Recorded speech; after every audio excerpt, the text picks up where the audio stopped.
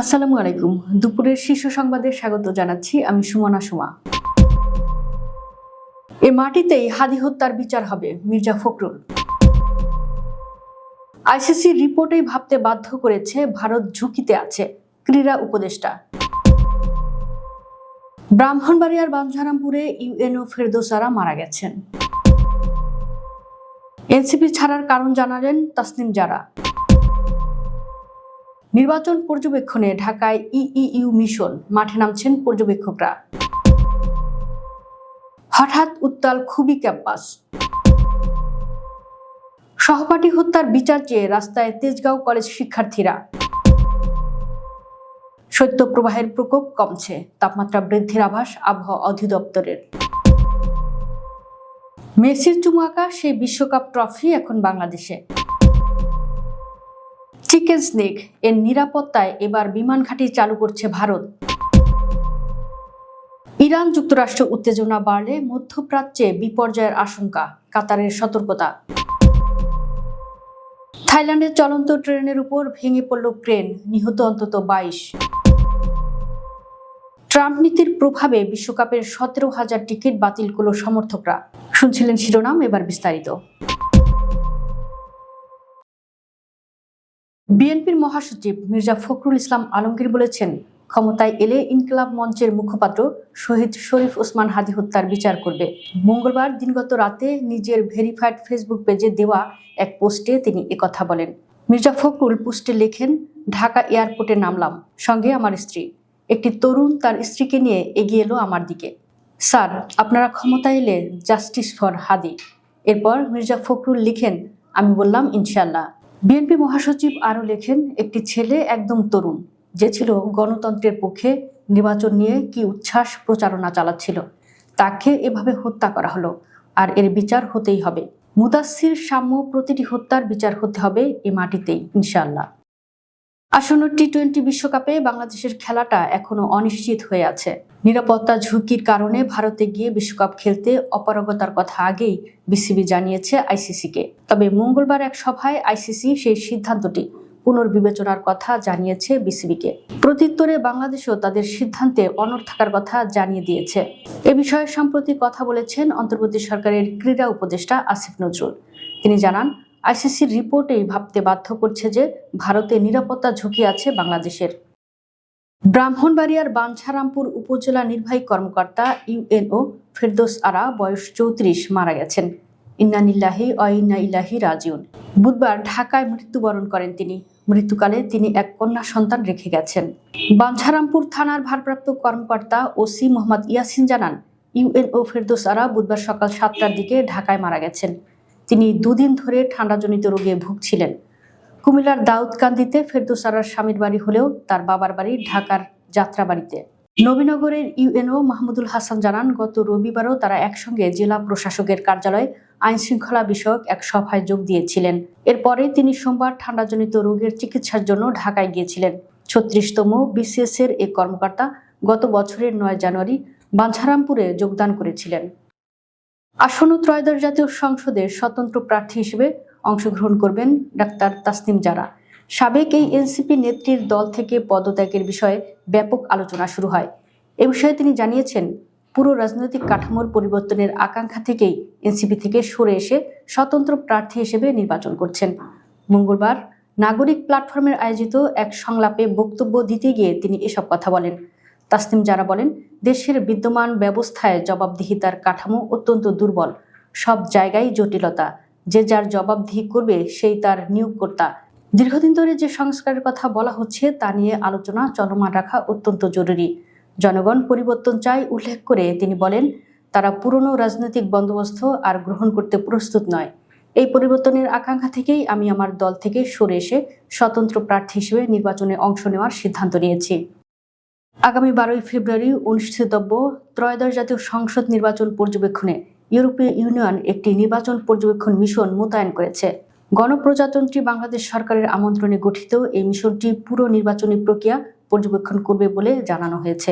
এ উপলক্ষে মঙ্গলবার বিকেল 3টার দিকে প্রধান উপদেষ্টার বিশেষ সহকারী এবং ত্রয়োদশ জাতীয় সংসদ নির্বাচন ও গণভোট বিষয়ে জনসচেতনতামূলক কার্যক্রমের মুখ্য সমন্বয়ক অধ্যাপক আলী রিয়াজের সঙ্গে সৌজন্য সাক্ষাৎ করেন ইউরোপীয় ইউনিয়ন ইলেকশন অবজারভেশন মিশনের পলিটেকনিক্যাল অ্যানালিস্ট মার্সেল নেগি। গণপ্রজাতন্ত্রী বাংলাদেশ সরকারের আমন্ত্রণে গঠিত এই মিশনটি পুরো নির্বাচনী প্রক্রিয়া পর্যবেক্ষণ করবে বলে জানানো হয়েছে।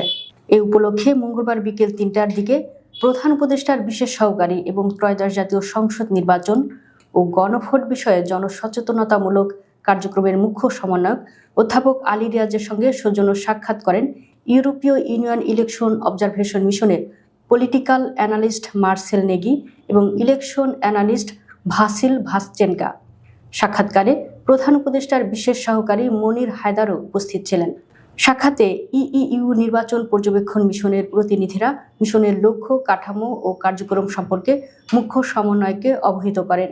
তারা জানান, প্রায় 200 জন পর্যবেক্ষক নিয়ে গঠিত এই মিশনের মূল দল 11 জনের একটি বিশ্লেষক দলের সঙ্গে 29 ডিসেম্বর ঢাকায় পৌঁছেছে। আগামী 17 জানুয়ারি থেকে সারা দেশে 56 জন দীর্ঘমেয়াদী পর্যবেক্ষক মোতায়েন করা হবে, যারা নির্ধারিত এলাকায় নির্বাচনী কার্যক্রম পর্যবেক্ষণ করে নিয়মিতভাবে মূল দলের কাছে প্রতিবেদন দেবেন। খুলনা বিশ্ববিদ্যালয় খুবই ক্যাম্পাসে মধ্যরাতে হঠাৎ উত্তাল হয়ে ওঠে। কোর্স রেজিস্ট্রেশন ফি কমানো, রেজিস্ট্রেশনের সময়সীমা বৃদ্ধি এবং ছাত্র প্রতিনিধি সিস্টেম বাতিলের দাবিতে এই উত্তাল হয়।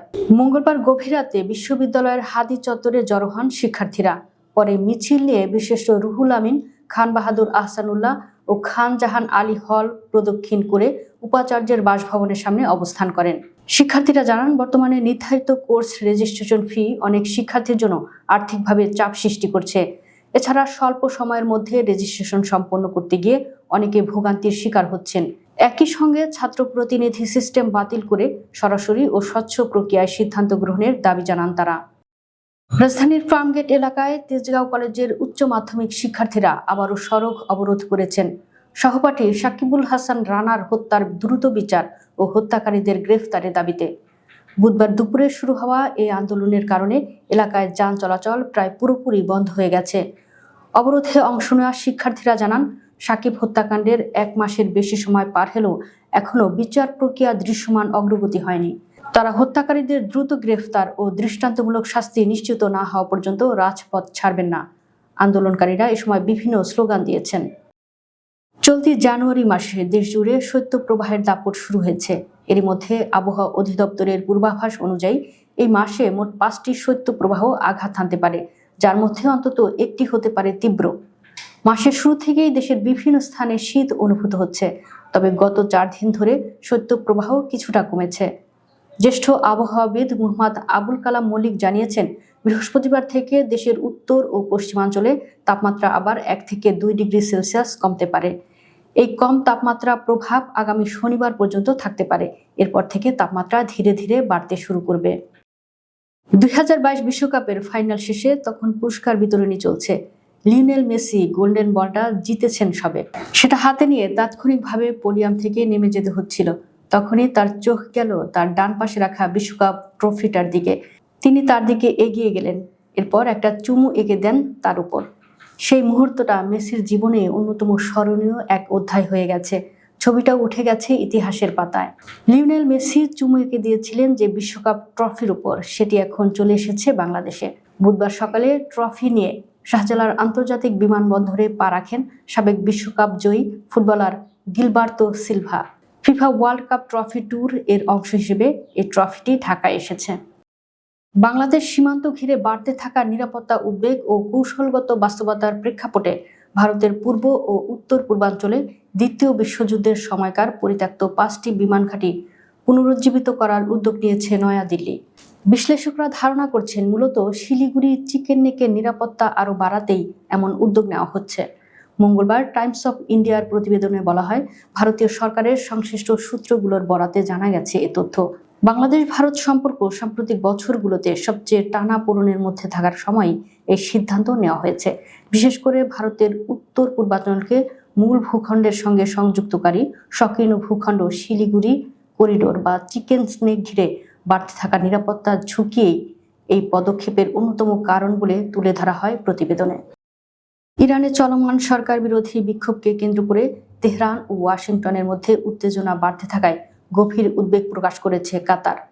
উপসাগরীয় এই দেশটির পররাষ্ট্র মন্ত্রণালয় সতর্ক করে জানিয়েছেন, যুক্তরাষ্ট্র ও ইরানের মধ্যে সংঘাতের মাত্রা বৃদ্ধি পেলে শুধু মধ্যপ্রাচ্য নয়, আশেপাশের বিস্তীর্ণ অঞ্চলও গুরুতর অস্থিরতার মুখে পড়তে পারে।